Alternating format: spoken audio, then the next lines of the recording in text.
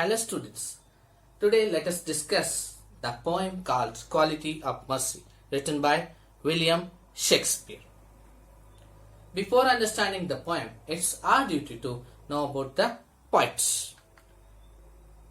The poem was written by the well-known dramatist, poet and writer called William Shakespeare.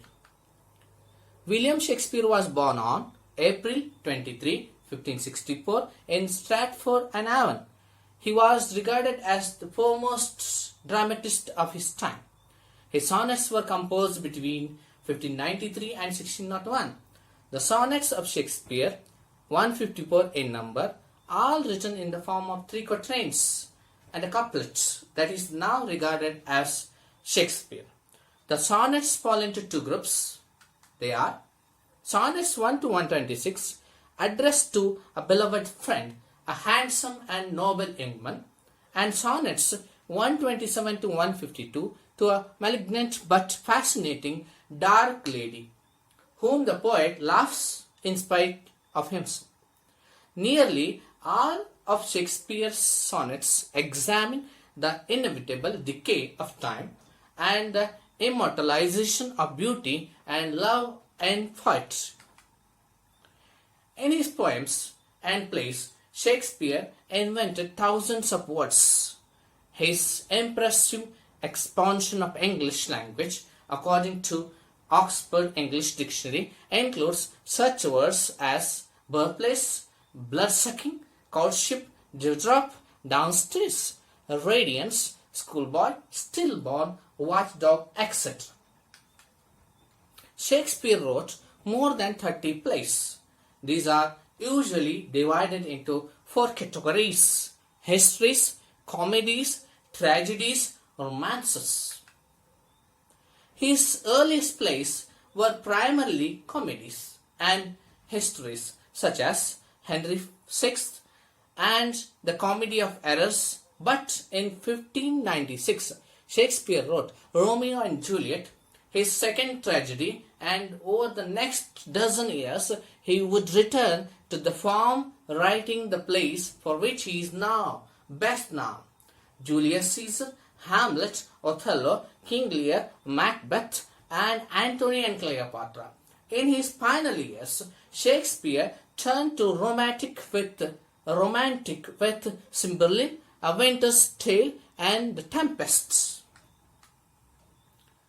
So with this brief introduction regarding the poet, let us continue with the discussion of the poem. So there is a story behind the poem which has to be understood before understanding the poem. The story behind the poem is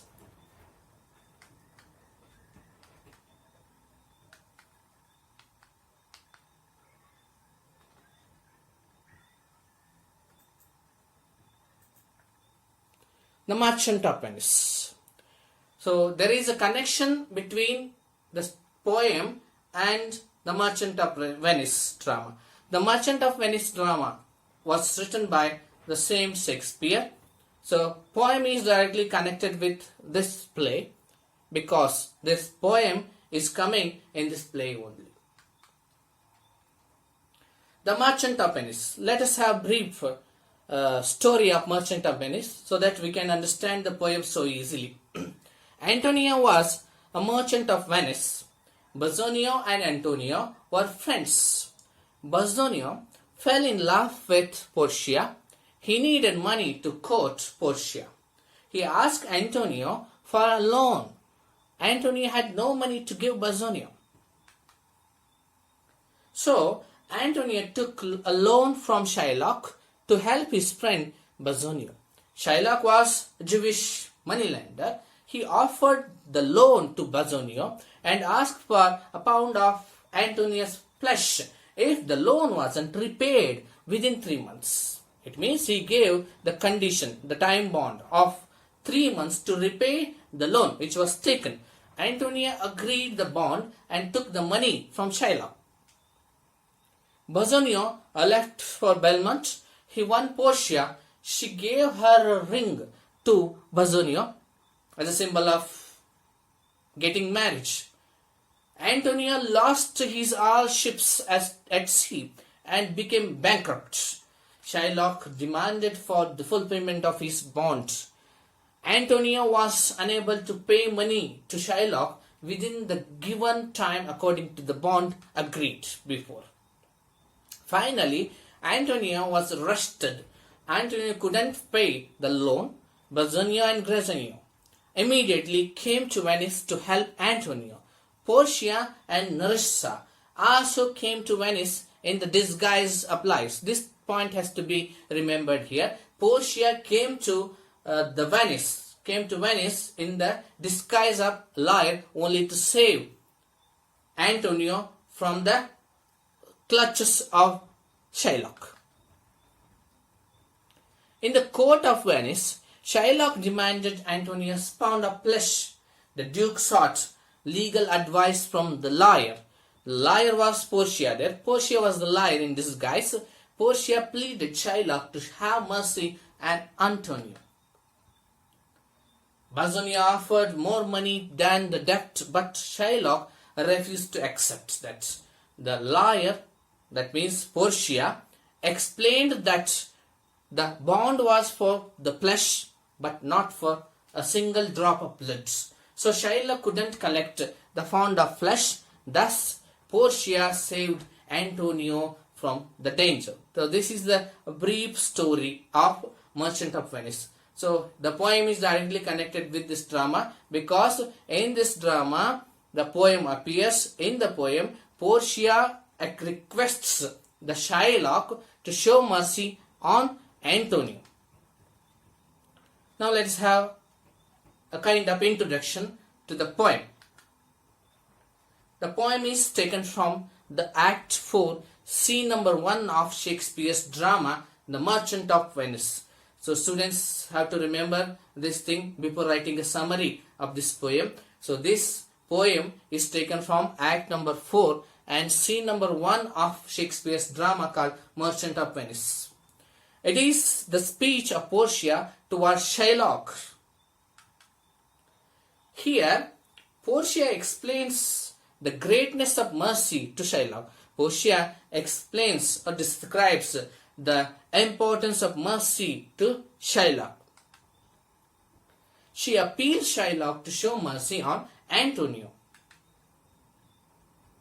She pleads Shylock to be sympathetic on Antonio and bless him the life. Shakespeare has beautifully explained the value of mercy through this beautiful poem called Quality of Mercy. This poem highlights the importance of mercy. Now let us take the stanza number 1 of the poem Quality of Mercy. In stanza number 1, so we study the characteristics of mercy. Stanza number 1 focuses the characteristics of the mercy. So before understanding stanza number 1, so let us understand the meanings of difficult words here. First difficult word is quality. So it means, it's a noun here, which means a characteristic or feature of someone or something. Mercy, that's noun here, which means kindness or forgiveness shown towards someone. Strained, that is verb as well as adjective, which means forced. Here we should take it as the adjective. Dropped, that is verb here, which means drops. Actually, droppeth is the old form of the new form drops. Drop means to come down, to fall down.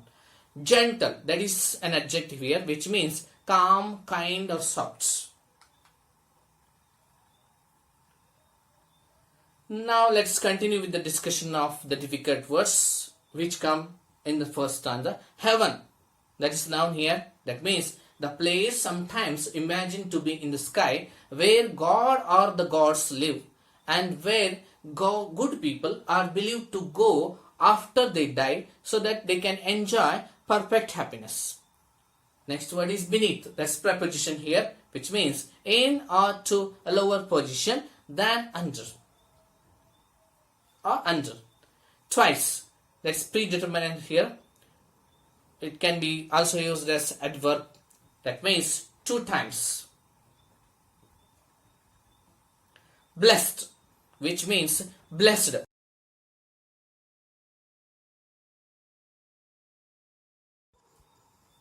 blesseth.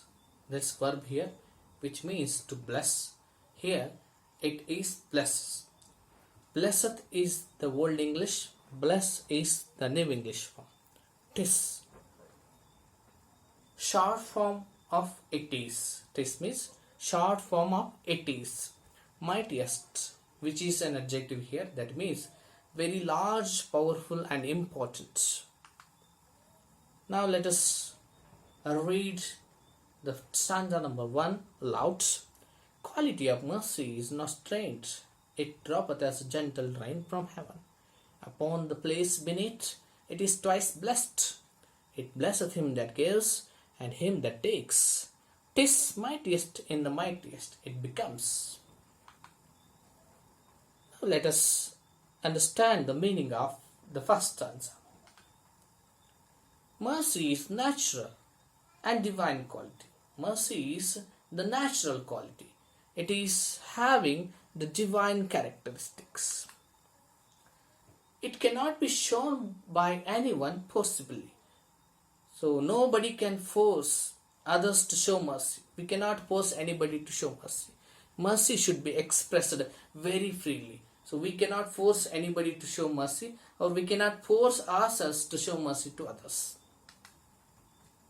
Mercy should be expressed naturally from a heart of a person.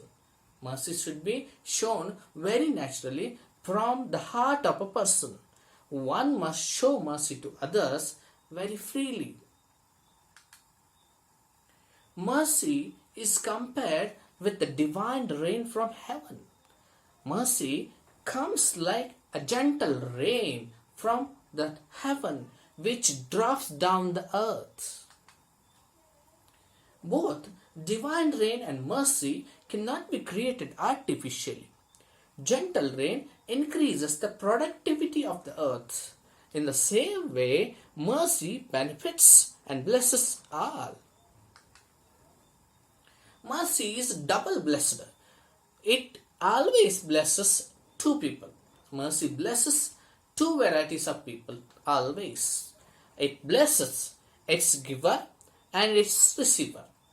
It blesses the person who shows it and the person who takes it. Mercy brings happiness to both its giver and taker, or the receiver. Mercy is very powerful quality. Mercy is the strongest power and quality among all strongest powers and qualities.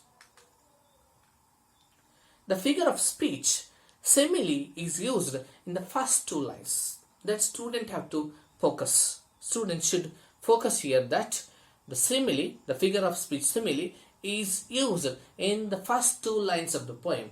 In simile, comparison is made between two things which are similar. They must have at least one common feature. We normally use the words such as like and as in the simile to make comparison. So these are the characteristics of the figure of speech called simile. Here, mercy is compared to the gentle rain from heaven. As the rain from heaven is gentle, mercy is also gentle. Both mercy and divine rain, the gentle rain from heaven, are natural. They cannot be created artificially. They cannot be created with artificial force. Both mercy and the rain from heaven are divine. They have divine quality. The gentle rain from heaven drops down on the earth and increases its productivity. Increases the productivity of the earth. In the same way, mercy also blesses its giver and its receiver. Mercy brings happiness and peace to all. Both mercy and divine rain cannot be created possibly. They always happen unexpectedly. With this, we have completed the discussion on the first stanza. Let us move on to the second stanza of the poem. Second stanza highlights the power of mercy. Before understanding second stanza, let us go through the meanings of difficult words first. Throne. Throne, that is noun here, which means a special chair used by a ruler, especially a king or queen. Thrones, that's an adjective here, which means a king who sits on the throne. Throne is actually royal seat. Here, throned is an adjective, which means a king who sits on the throne. Monarch, that's noun here, which means a king or queen.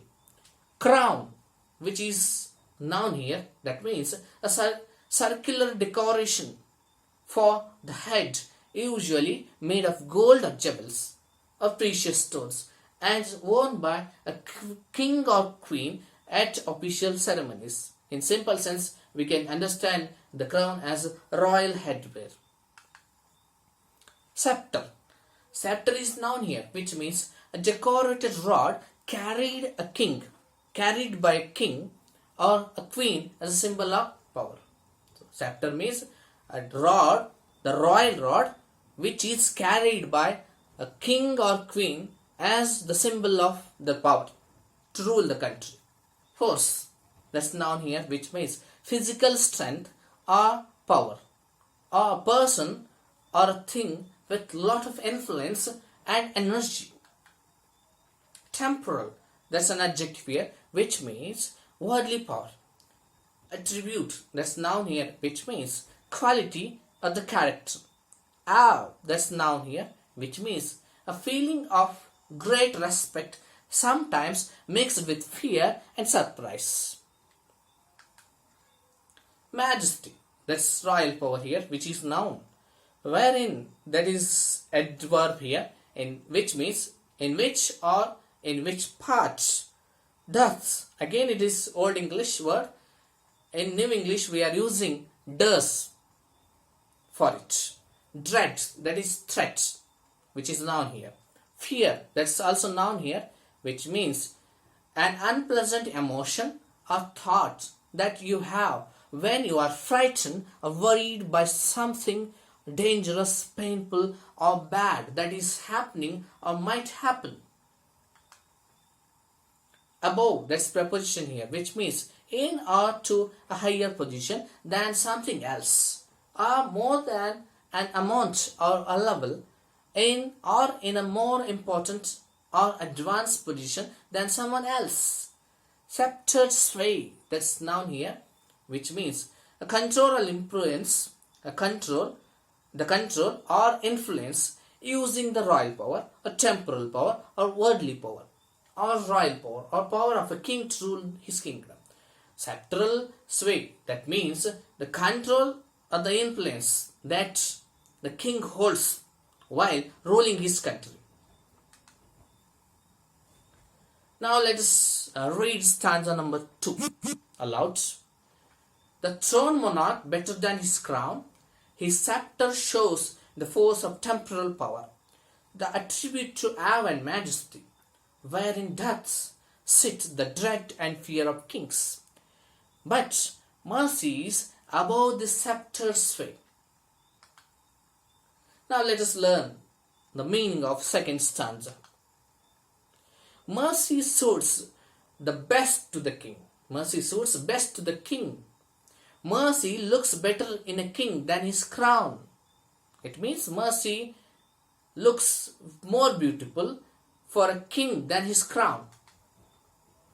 It is greater and more beautiful, decorative and powerful than the royal crown and royal power and royal seat of the king. It means mercy is more greater, more beautiful, decorative, powerful and royal than the royal crown and royal seat of the king.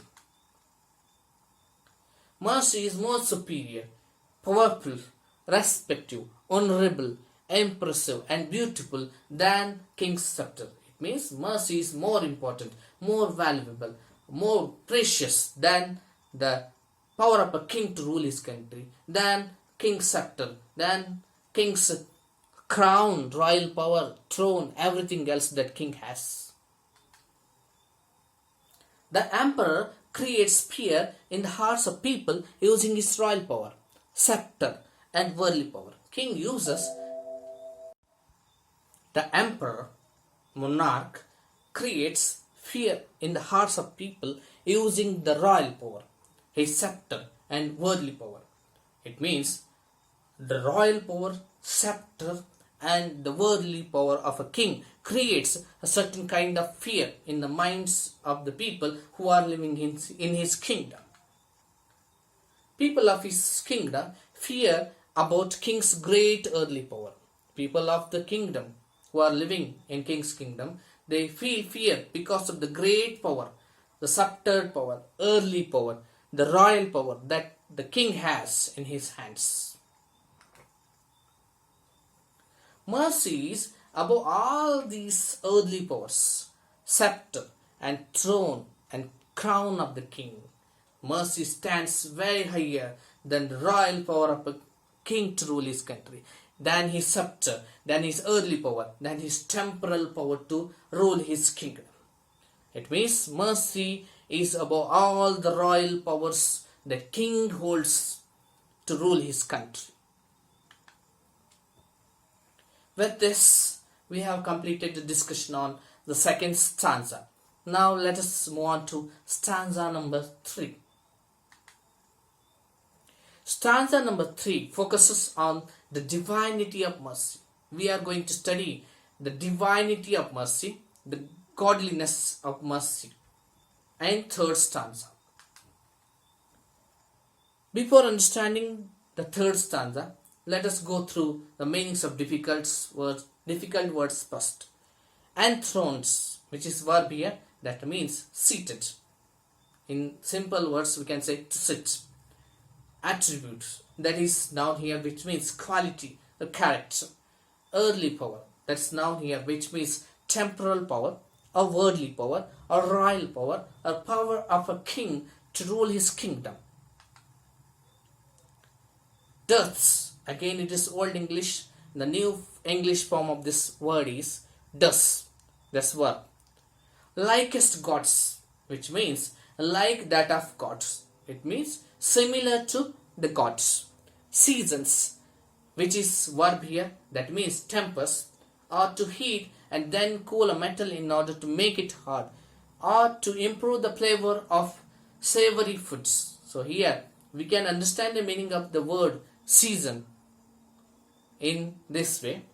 So meaning of the word season is to blend, to increase the flavor of something, or to mix something with another thing. Now let us read the stanza number 3 aloud.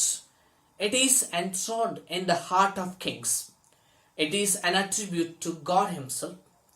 And earthly power doth then show likest gods when mercy seasons justice.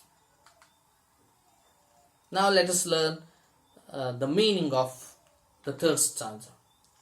Mercy is seated in the hearts of kings. Mercy is sitting in the hearts of kings. The place of the mercy is the heart of a king.